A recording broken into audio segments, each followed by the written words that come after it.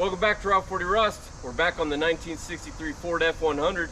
As you can see, we're going to rip the engine out and get her ready for a big block swap. Big block swap. Big block swap.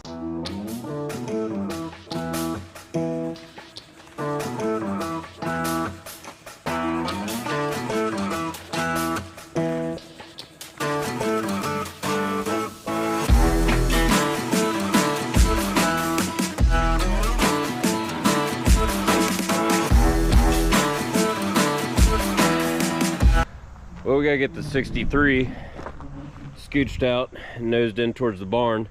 The reason I need to get this thing taken apart, and by taken apart I mean blow this whole front clip off so we can get the engine pulled out as soon as possible, which by getting the engine pulled out, it'll force me to finish this guy. I know, this engine's been on a stand for like, I don't know, a couple years probably.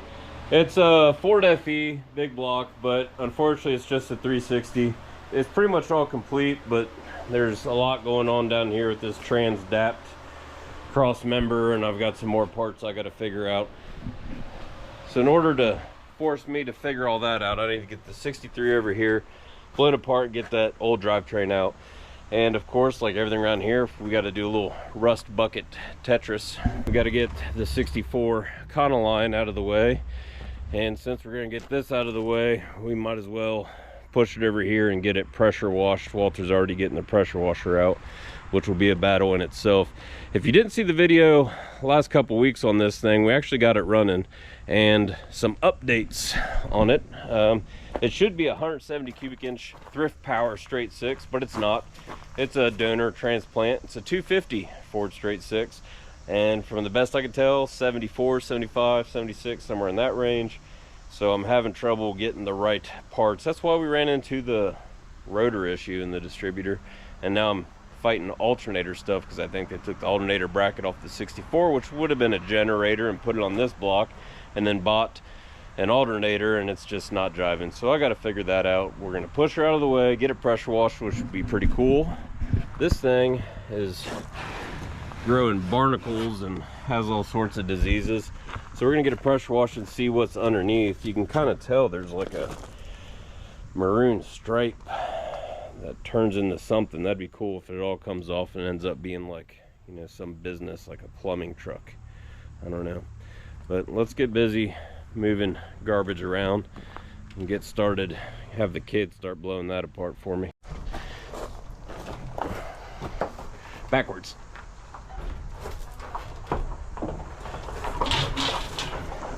Until we smush the other child. All right, that's good.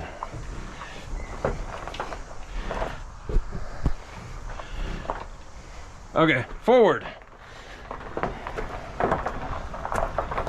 Walter's gonna get the pressure washer started because we have a history of not getting these started at all.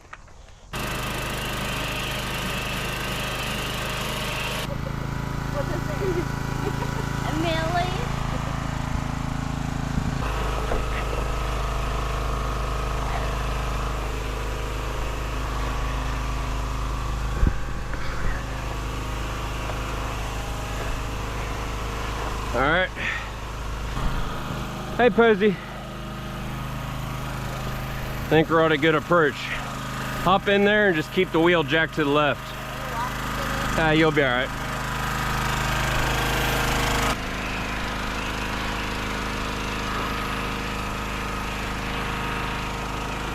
All right, straight. That's good right there.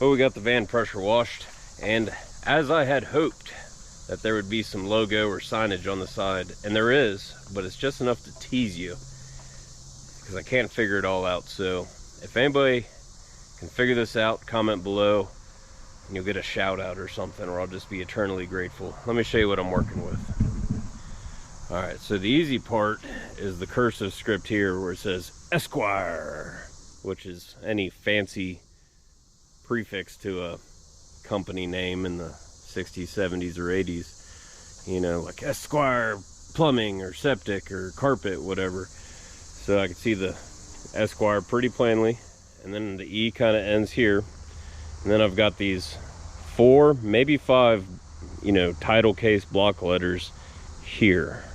So take a good gander at it.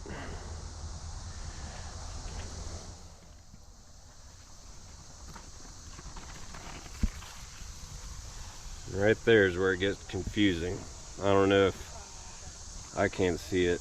Kind of like it says, that kind of looks like an H. I don't know. I can't focus on the letters. I just figure like Esquire Diner, Esquire, I don't know, signs. Now this van, to the best of my knowledge, lived its life in Muncie, Indiana, and the DSO on the tag was Indianapolis, so it should have stayed in the greater Indianapolis and that surrounding region. So we'll do this again.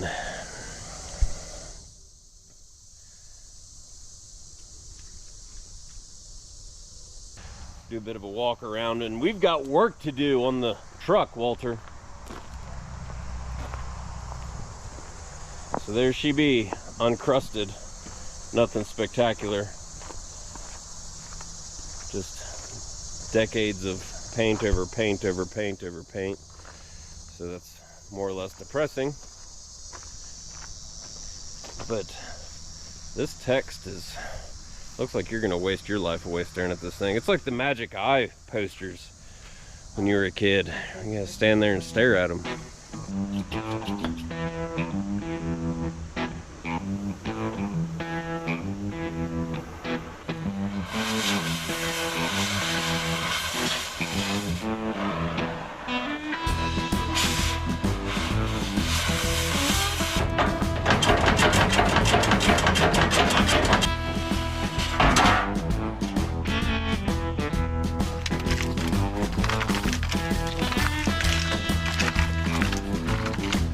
Well, I'm about to turn the kids loose on this whole front clip. We're not going to bother trying to take the upper and the grill and the fenders and the inner wells off of there. It's just too much work and we don't need it.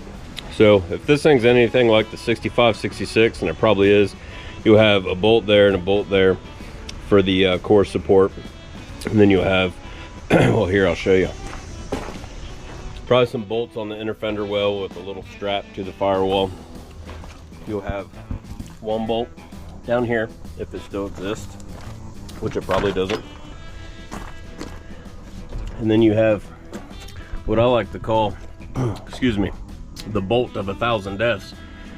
You go in right through here, and it's held on with a J-clip. Okay. The clip is right behind where a logo would be on a 65, 66. So it's probably somewhere right around here. And that's going to be a problem. Sometimes you just got to cut a hole here, and when the fender's off, do your body work and then put an emblem over it. That way we're not fighting all these fender bolts and inner fender well to core support bolts. And the reason why I don't want to do that is because just look at this core support. They just bondoed over all these bolts. And the same is back in here. We're not going to mess with it.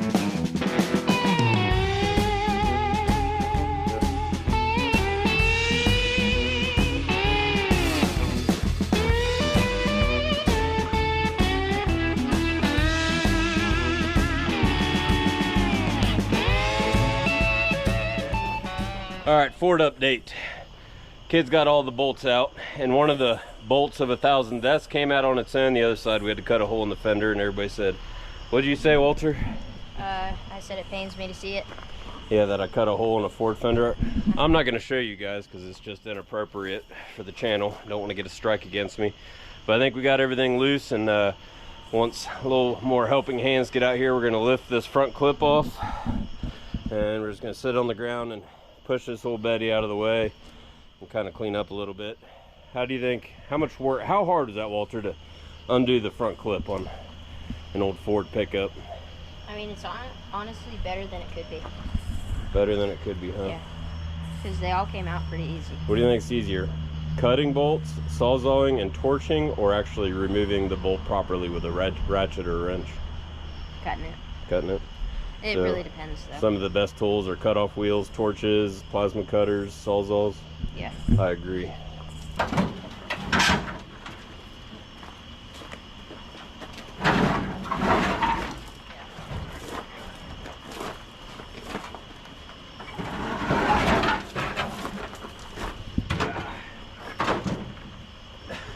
think it was just squeezed on these shock towers. Mm-hmm. Good work, Melly. Give me 5. And that.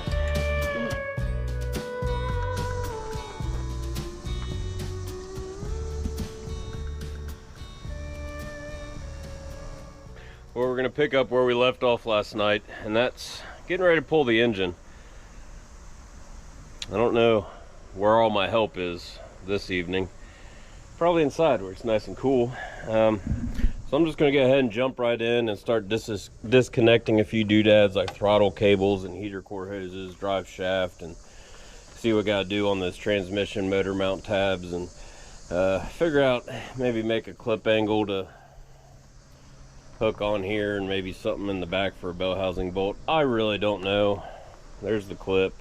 I need to get this hood off, shove her back, get the tractor out, do a little snatch and get going kind of thing. But something exciting did happen this morning. We had a calf on the property. That's right. I'm sure if you've been following this channel for any amount of time, you know that we've had goats for a very long time, and bred goats and milked goats and all that good stuff. And we got out of the goat business and we bought a cow. More specifically, a Jersey heifer that was bred, and she was due, and then the baby came. So if mama's not going to be too ornery and kill me, let's sneak down there and take a look at this fresh little Jersey calf. It's a little dark down here in the loafing shed. We're just going to try to be quiet, be calm, and make sure this cow doesn't try to kill me, protecting her baby. Look at, oh, okay. We're okay. We're okay. Little one's okay with me. All right. Look at this little lady. She was born about 10 a.m. this morning. She's looking like she's doing pretty good. She was born down there by that tree. About a half hour, 45 minutes later, she was learning how to walk and would get all the way up here and then tumble back down. Get all the way up here and tumble down. But then she got caught up in some straw and got her bearings straight, and now she's up here with mama, doing all right. A little skittish. It's all right, Mom. You know me. You know me. So that's big news. Awful blessed to have a successful calving here. Seen her hit the teat earlier today, so she's getting some colostrum and doing okay. Maybe I won't bother them. Oh, there we go. Oh, there we go. Oh, yeah, oh, there we go. Shh, mama, it's okay. Good looking little girl. Did good, Mom. All right. I'm out of here. Calm down. I'll leave you to go.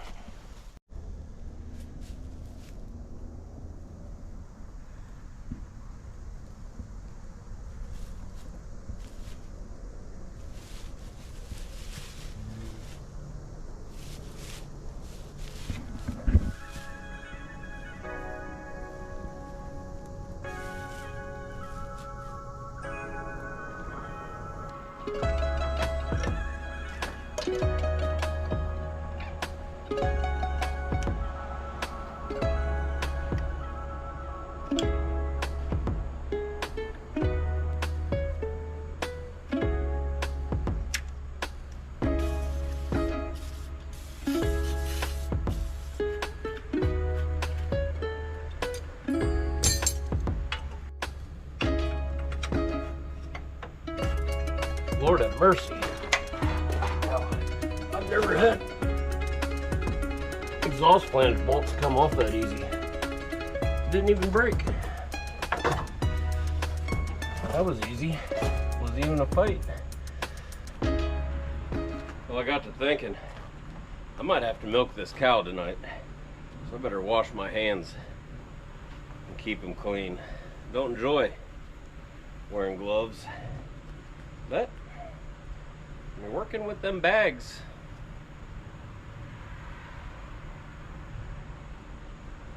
gotta be a gentleman.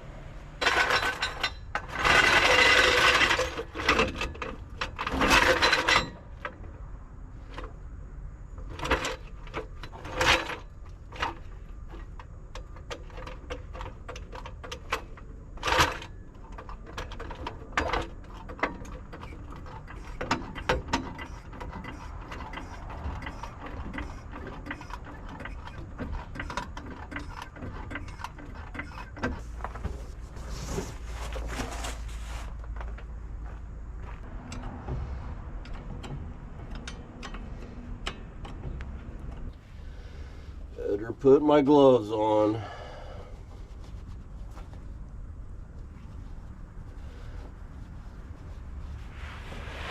Alright, pry bar me, Walt.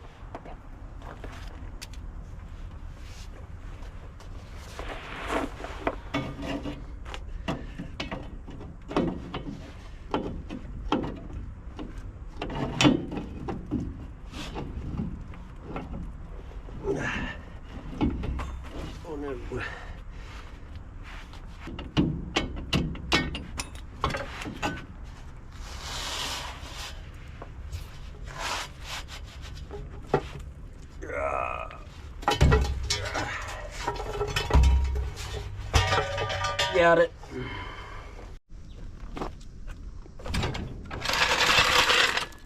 Are you ready to do clutch linkage? Yeah. Okay. Show you what you need to do.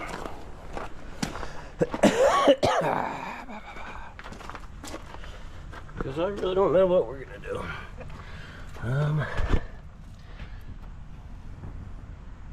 Oh, it's gonna be wonky unless we just do unbolt the Z-bar. All right, see this cotter pin? Yeah. This cotter pin and this linkage needs to pop off, so just some side cutters and a flathead screwdriver. We'll have to take off this bolt for this body ground, probably these two bolts. Take this Z-bar, or what do they call them, bell cranks off, or whatever. Everybody's got their words. And I think the same thing with these two linkages down here. Can you see them? Yeah. They'll have cotter pins on the bottom, and then pop the linkage out, and then we should be home free. See, Walt, this is what a cotter pin looks like brand new, and you replace them every time. So you stick it in a hole, and then you spread those ends out. Okay. So all you're doing is unbending those and then pulling it out that way. Okay. Whatever that head. Sometimes it's easier to grab these with a pair of side cutters, or sometimes you can get the side of a screwdriver in that and kind of push it out. We get those 3 cotter pins out, and then we'll be able to pop the linkages off. Then we'll worry about nuts and bolts. Okay. Good work.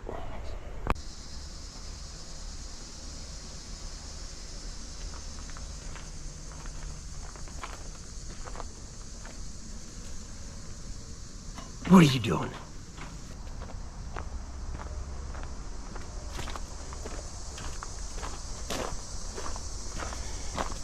Here you go, sir. Thank you.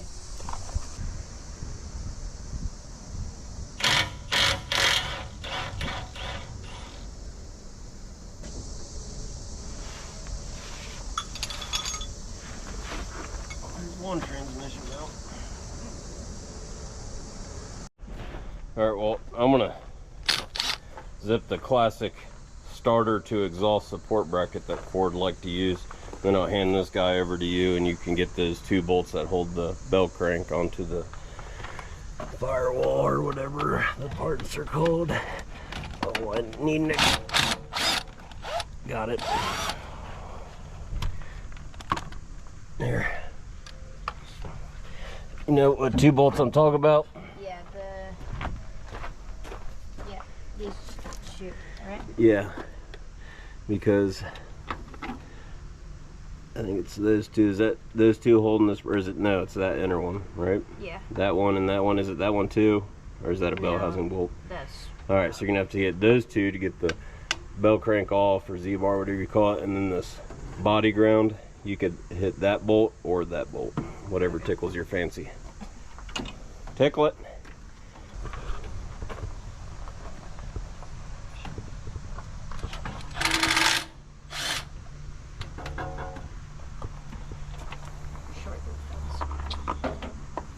Is it loose? Yeah. Right. This is a bit of a seasoned trick because you gotta not drop a hood and remove it at the same time. So what I'm gonna do is I'm gonna get my two bolts out, these two, and then I'm gonna hand this to you while I still kind of manhandle this, and then you're gonna get your last bolt out, and then we're just not gonna drop the hood. If anything, I'd rather you drop this than the hood. All right, make sense? Yeah.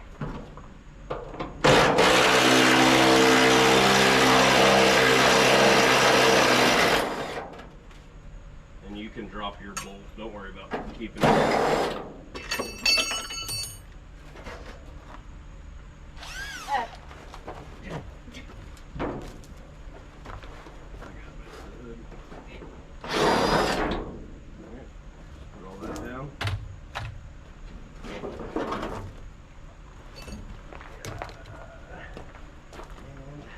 Go your way.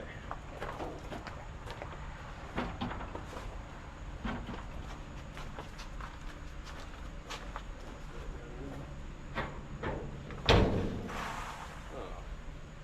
lost all that rust.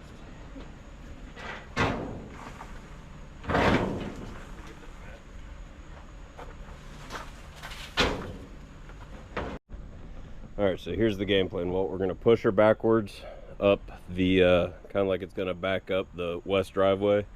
We're gonna stop, throw a block under the tire because we don't have any drive shaft or transmission linkage, so it's a rolling chassis at this point. Then we'll go get the Ford tractor from wherever there and get the tractor over here, and then we'll finish up these motor mounts and we'll bloop, pluck her out. All right, let's do it. Push. Are you even pushing? Are you even pushing? Oh, are you sure you're even pushing? It's lighter now. I think I should just get the tractor and pull it out. Yeah, yep.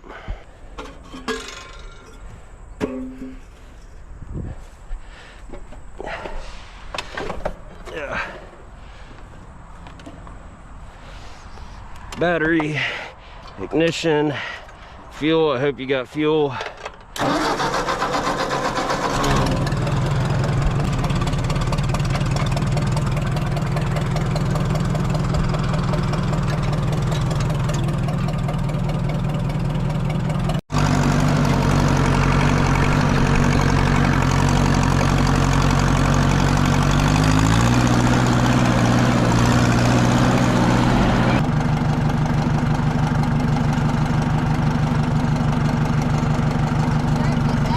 Sure, whatever keeps it together.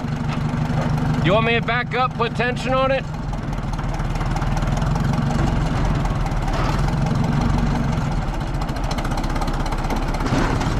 All right, hop in and steer.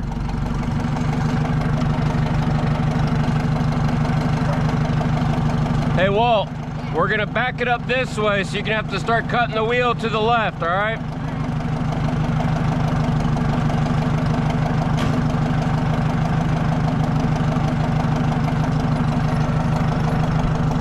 All right, cut it to the left.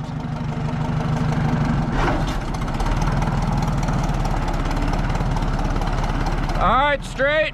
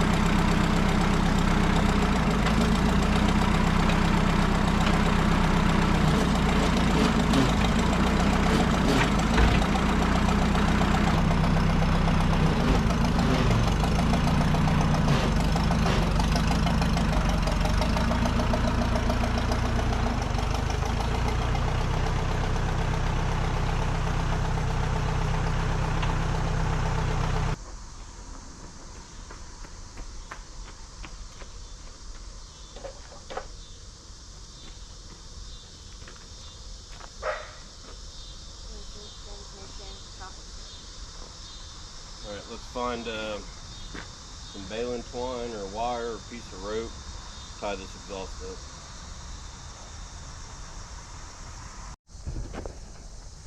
Well, Walter and I got the engine out. That went pretty darn good, didn't it, buddy? Yep. And we got her sitting over here in front of the Willys. We're not just gonna throw this one in the woods and forget about it, because this engine ran, if you remember. So we'll probably throw some spark plugs in it just to keep it and throw a tarp over it. Put the air cleaner, the oil bath back on the carburetor. So don't let me forget to do all that tonight, Walt. In the meantime, we'll push this jalopy back over there for now. All right, more pushing the trucks. She'll be a lot lighter.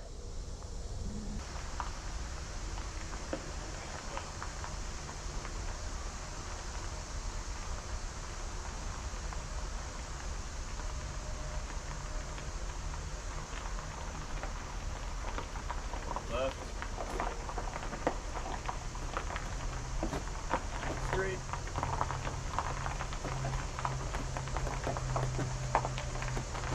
And that's good. All right. Throw her in park. Haha, you don't have a transmission, nerd. Oh my gosh. Roll up the window.